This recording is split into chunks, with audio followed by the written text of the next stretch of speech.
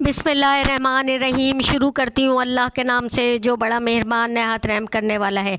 मेरे प्यारे नाज़रीन, मेरे प्यारे सब्सक्राइबर, आप सबको खुश आमदेद कहती हूँ आपके चैनल फ़ातिमा के किचन ब्लॉग मुकबैंग में। मेरे प्यारे नाज़रीन, मेरे प्यारे सब्सक्राइबर, आज की जो वीडियो है उसका उन्वान है तू जिसका ख्वाब है। बेहतरीन राइटर राशिदुल खैरी की बेहतरीन तसनीफ़ आपकी खिदमत में पेश है। तो चलें आए वीडियो को शुरू करते हैं। तू जिसका ख्वाब, राशिदुल खैरी। ये सिर्फ़ तालीम ही का नतीजा था कि सुल्ताना तौसीफ़ गरीब बाप की बेटी और मामूली माँ की बच्ची दाऊद जैसे मुतमिल ताजिर की बहू बनी। बाप के बाद इसका शौहर मूसा 1 करोड़पति सौदागर था, जिसकी 2-4 नहीं 20 कोठियाँ और 10-5 नहीं सैकड़ों कारखाने इधर उधर मौजूद थे। बंगाल का शायद ही कोई शहर हो जहाँ मूसा की तिजारत ना हो। इस शादी का सबब और निकाह की वजह तौसीफ़ की तकदीर या मूसा की कदरदानी तालीम का अंजाम या शराफत का नाम जो कुछ भी हो, इस निकाह का निबाह और इस काम की लाज का सेरा तौसीफ़ के सर है। खुदा की शान नज़र आती थी कि वो मूसा जिसने कभी खुदा के सामने सर ना झुकाया बीवी का कलमा पढ़ रहा है, और वो तौसीफ़ जिसके जहेज़ की कायनात एक संदूक बारात के साथ था, दिन रात जौहरात में खेलती थी। ये सिर्फ़ इल्म ही का तुफ़ैल और तालीम का सदका था। मर्दाने में निकाह हो रहा है, जनाने में मेहमान भरे में, और तौसीफ़ सुल्तान इस ख़याल में गर्क है कि बेल मुंडे चढ़ती दिखाई नहीं देती। दौलत जिसके कांटे का मंतर नहीं, सूरत जिसके जादू का उतार नहीं, दोनों गायब। अब ले देकर रही सही सीरत, मोहब्बत, आदत, खसलत, यही हथियार थे जिन पर फ़तह का दारोमदार है। खुदा ही बेड़ा पार करे तो हो।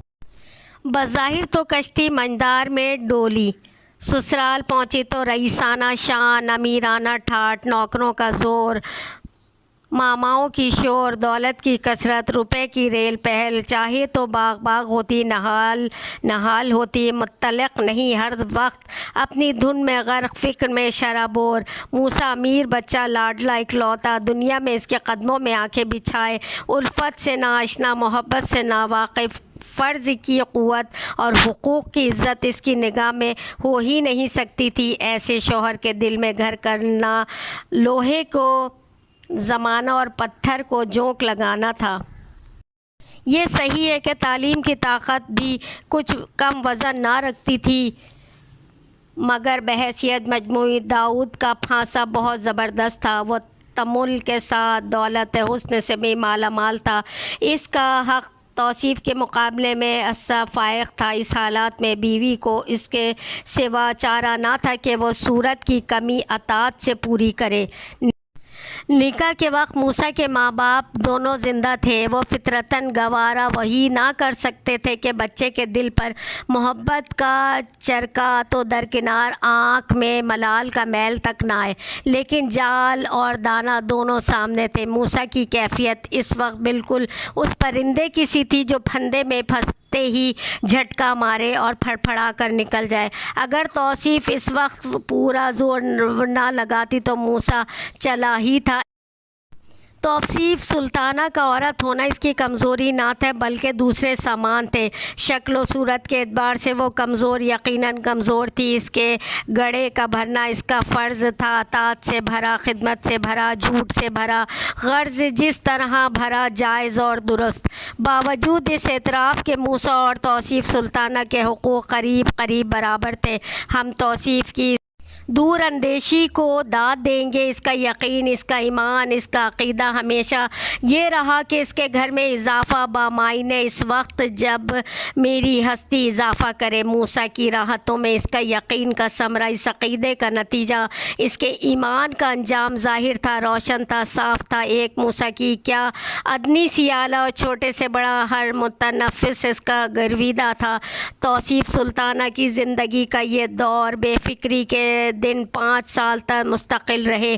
6 साल सास की मौत ने इसकी हालत में एक ख़ास तग़य्युर पैदा किया। अब दाऊद की बहू घर की मलका बनी। इस अकरम और एज़ाज़ ने एक और ज़िम्मेदारी बढ़ाई। इस और اب سسر کی رہا تو آسائش کا بار بھی اس کے سر تھا۔ اس ترازو میں توصیف سلطانہ ٹمک ٹوک اتری۔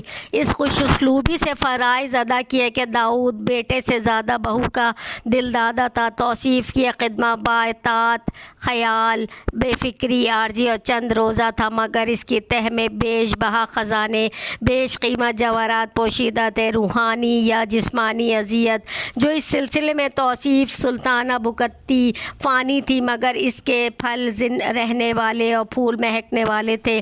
بڈھا داؤد قبر میں پاؤں لٹکائے بیٹھا تھا۔ 2 ہی سال میں رخصت ہو گیا، لیکن اس قلیل مدت میں توصیف نے وہ زیور جمع کر لیا جو آخر وقت تک جگمگایا، اور وہ پھول چنے جو مرتے دم تک نہ مرجھائے۔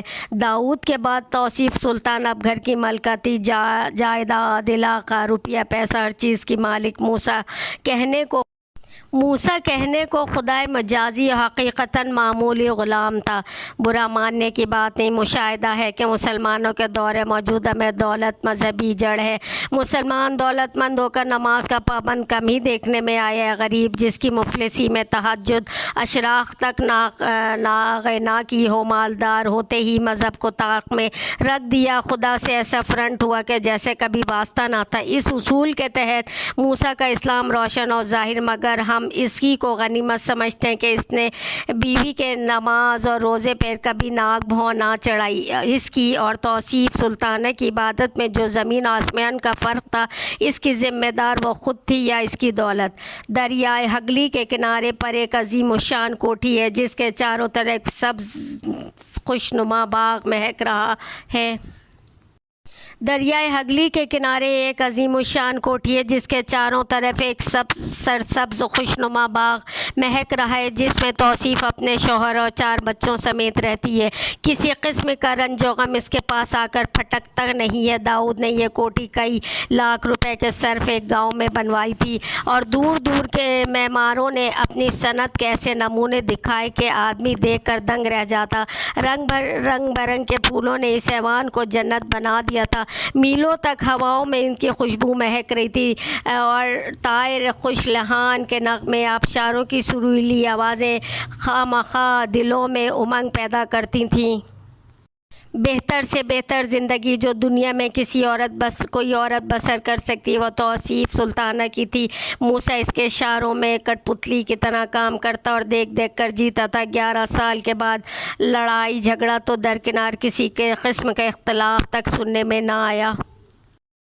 شام کے وقت ایک روز توصیف پائے باغ میں ٹہلتی ہوئی باہر نکلی، سڑک پر آئی، موسیٰ ساتھ تھا۔ دونوں میاں بیوی بات کرتے پیدل چلتے ہوئے دور نکل گئے۔ آدمی تھا نہ آدم ذات، سرد موسم، شام کا وقت، فاصلہ کم نامعلوم ہوا، یہاں تک کہ دونوں ایسی جگہ پہنچے جہاں ایک عمارت کی ٹوٹی ہوئی دیواریں گری ہوئی تھیں، محرابیں اس کے مسجد ہونے کا پتہ دے رہی تھیں۔ توصیف نے ایک ایسی ماں کے دودھ کی پلی ہوئی تھی، ایسے باپ کی گود میں پلی تھی جہاں مفلسین مذہب کی وہ قتل رگوں میں کوٹ کوٹ کر بھر دی تھی۔ تو تغیر حالات نے توصیف کے خیالات میں بہت کچھ فرق کر دیا تھا، مگر اسلام کی عظمت وہ جہیز میں جو لے کر سسرال پہنچی تھی، اس وقت یہ دیکھ کر کہ خانہ خدا اس حالت میں ہو اور کتے اور گیدڑ اس میں رہیں، دل پر بڑی چوٹ لگی۔ اس نے مصمم ارادہ کر لیا کہ مسجد از سر نو تعمیر کر دوں۔ واپسی پر چند قدم کے فاصلے پر اس نے ایک ٹوٹی ہوئی جھونپڑی دیکھی۔ نامعلوم کیا دل میں آئی کہ قریب پہنچی اور دیکھا کہ ایک غریب عورت اپنے 2-3 بچوں کے ساتھ لیے خاموش بیٹھی ہے۔ توصیف سلطانہ کو تعجب ہوا کہ جنگل بیابان میں یہ بچوں کی ماں کس طرح اپنی زندگی بسر کرتی ہوگی۔ پوچھا، ارے تو کون ہے، یہاں کیوں بیٹھی ہے؟ عورت خاموش رہی، کچھ نہ بولی۔ توصیف سلطانہ، نیک بخت، جواب کیوں نہیں دیتی؟ عورت، جی ہاں، میں یہیں رہتی ہوں۔ توصیف سلطانہ، تو اکیلی رہتی ہے؟ اس سوال کے جواب میں کچھ ایسی داستان پوشیدہ تھی کہ عورت کی آنکھوں سے آنسو ڈبڈبا آئے۔ توصیف، رو مت، حالت بیان کر۔ عورت، بی بی کیا فائدہ، آپ کیوں سنتی ہو؟ اب عورت کا دل زیادہ بھر آیا، اس کی آنکھوں سے آنسو بہہ نکلے، اس کی آواز میں رقت طاری تھی۔ توصیف سلطانہ، بتا، اپنی حالت بتا، شاید میں تیری کچھ مدد کر سکوں۔ عورت، بی بی وہ سامنے گاؤں ہے، اس کے پاس اس کے پاس 2 بیگھے زمین، ایک کنواں میرا ہے، میرا شوہر کاشت کرتا ہے، ہم سب یہاں اطمینان سے رہتے تھے، مگر 4 سال پہلے وہ وبا میں مر گیا۔ زمیندار نے اس کی دوائی بھی کی مگر نہ بچا۔ 40 روپے کا حساب اس کے مرنے کے بعد پیچھے زمیندار کا نکلا۔ میرے پاس دانہ خریدنے کو تنکا نہ تھا، کہاں سے دیتی؟ اس نے میرا بچہ لے لیا اور مجھے اس سے ملنے بھی نہیں دیتا۔ مجھے اس کی صورت دیکھے 5 مہینے ہو گئے، کئی دفعہ گئی مگر دھتکار دیا۔ یہاں پہنچ کے عورت کی ہچکی بن گئی اور اس نے توصیف سلطانہ کے قدموں میں گر کر کہا، بی بی میرا بچہ مجھ سے ملوا دو، خدا تمہاری ممتا ٹھنڈی کرے۔ موسیٰ بس بیگم چلو، دیکھو بہت شام ہو گئی ہے۔ دونوں میاں بیوی اس عورت کی حالت پہ افسوس کرتے ہوئے گھر آ گئے۔ صبح ہی توصیف کے حکم سے مسجد کی مرمت شروع ہو گئی۔ 1 مہینے بھر کے عرصے میں نہایت خوبصورت مسجد تیار ہو گئی۔ جاڑے کی سردی تھی، کڑکڑاتے جاڑے۔ خدا کا کرنا کیا ہوا کہ توصیف سلطانہ کا بڑا لڑکا کلیم خاصا بھلا چنگا کھیلتا کودتا اندر آیا۔ پلنگ پر لیٹتے ہی اس کا شدت کا بخار چڑھا کہ ماں باپ پریشان ہو گئے۔ ڈاکٹر وہ بچہ پہلوٹھی کا، دونوں میاں بیوی کا دم نکلا جا رہا تھا۔ علاج جس قدر توجہ سے ہوتا تھا اسی قدر حالت خراب ہوتی جا رہی تھی۔